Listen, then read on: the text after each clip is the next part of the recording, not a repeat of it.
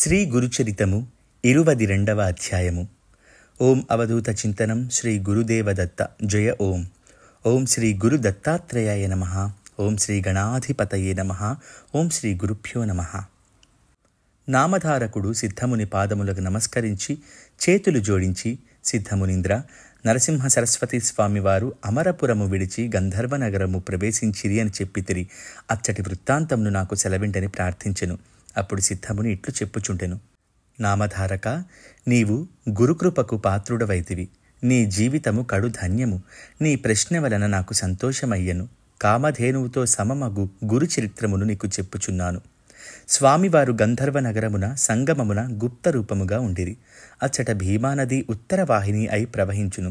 అమరజాయను మరియొక నది అందు కలియుటచే ఆ సంగమ స్థానము గొప్ప తీర్థక్షేత్రముగా పరిగణించ తగియున్నది. అచ్చటనొక అశ్వత్థ వృక్షము కలదు. ఆ క్షేత్రము ప్రయాగతో సమానము. ఇంకను ఆ క్షేత్రమున అష్టతీర్థములు కలవు. వాటి మహిమ ప్రసంగవశమున నీకు ముందు చెప్పబడును. సమస్త తీర్థములను శ్రీ గురుమూర్తి పాదములయందే గలవు. అయినను వారు తీర్థక్షేత్ర పర్యటనము చేయుటయు అచ్చట నివసించుటయు కేవలము భక్తజనుల తరింపజేయుటకు మాత్రమే. వారా సంగమమున గుప్తముగనున్నను వారి మహిమ అచిరకాలముననే ప్రకటితమయ్యను. సూర్యుడు ఎంత గుప్తముగా నుండదలిచినను అతని ప్రకాశము బహిర్గతము కాకుండునా.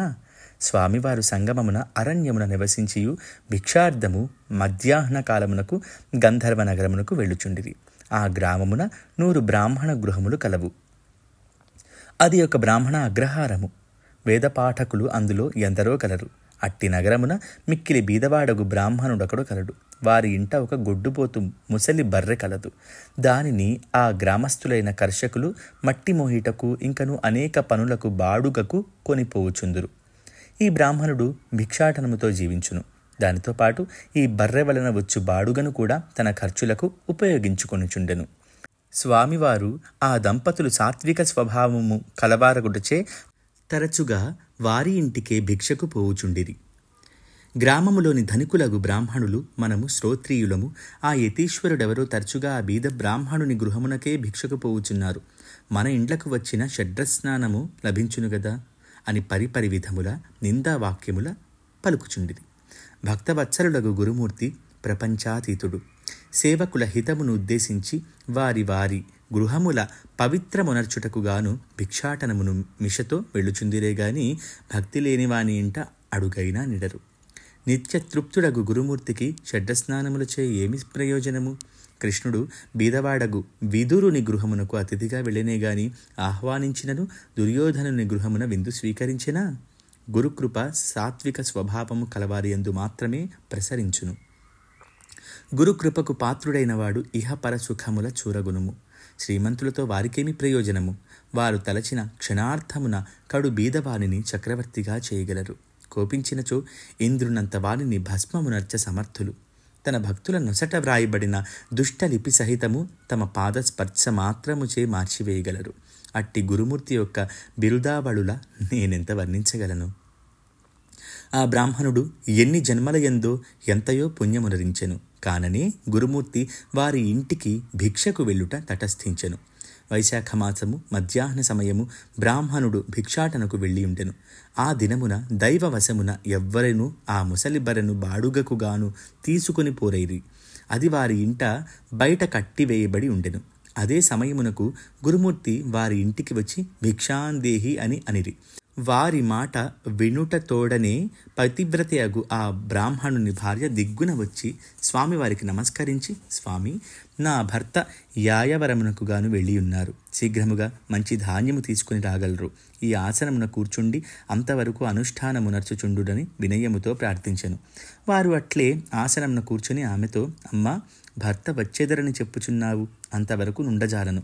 మీ ఇంట బర్రె కలదు కదా, పాలు ఇచ్చినా త్రాగిపోయేదము అనిరి. అప్పుడు ఆమె, స్వామి, ఏమి చెప్పుదును? ఈ గేదె పుట్టుక నుండి మా ఇంటనే పెరిగినది.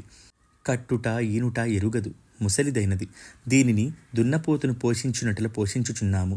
నిత్యము గ్రామస్థులు దీనిని బాడుగకు తీసుకుని పోవుచుందురు. ఆ ద్రవ్యము మాకు కొంచెం ఆధారమగుచున్నది. నేడు మా దురదృష్టమున దీనిని ఎవ్వరునూ బాడుగకు తీసుకుని పోలేరు. అందువలన ఇది ఇంట ఉన్నది అని అనెను. అప్పుడు గురుమూర్తి నవ్వుచు, అబద్ధములాడెదవేళ, అది పాలనీయగలదు. నా మాట నమ్మి పాలు పిండుము, ఆ క్షీరములనే నేను త్రాగిపోయేదను అనిరి. అంత ఆమె వారి వాక్యముల విశ్వసించి పాత్రను తీసుకొని ఆ బర్రెను సమీపించ దాని రూపమే మారెను. 2 పాత్రముల నిండా క్షీరమిచ్చెను. ఆ బ్రాహ్మణుని భార్య అది చూచి, ఏమి చిత్రము, వీరి ఈశ్వరులే కావచ్చును అని భావించి ఆ క్షీరముల వేడి చేసి స్వామివారికి భిక్ష నొసగెను. గురుమూర్తి సంతసించిపోవచ్చు, మీరఖండ లక్ష్మీ సంపన్నులు కాగలరు, పుత్ర పౌత్రాభివృద్ధిగా ఇహపర సౌఖ్యములను నొందగలరు అని ఆశీర్వదించి తమ నివాస స్థానమైన సంగమమునకు వెడలిది. అప్పుడు గృహ యజమాని ఇంటికి రాగా ఆమె జరిగిన వృత్తాంతమును అతనితో చెప్పెను. అప్పుడు అతను చాలా సంతోషించి, మన పుణ్యము మంచిది, నేటికి గురుమూర్తి అనుగ్రహము లభించెను అని చెప్పుచూ భార్యాసమేతముగా పూజా ద్రవ్యముల వెంట నిడుకొని సంగమమునకు వెళ్ళి అచ్చట అశ్వత్థ వృక్ష మూలమున కూర్చుని ఉన్న గురుమూర్తిని పూజించి స్తుతించెను. గురుమూర్తియు వారిని ఆశీర్వదించిరి.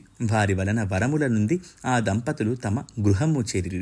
కాన నామధారక, గురుకృపకు పాత్రుడైనవాడు దారిద్ర్యమునందక అష్ట ఐశ్వర్యములతో తులతూగును అనుటలో ఎట్టి సంశయము లేదు. ఈ అధ్యాయము ఎవరు పఠింతురో విందురో వారు గురుకృపకు పాత్రుడు కాగలరు. ఇది గురుచరితమున 22వ అధ్యాయము సమాప్తము. దిగంబర దిగంబర శ్రీపాదవల్లభ దిగంబర.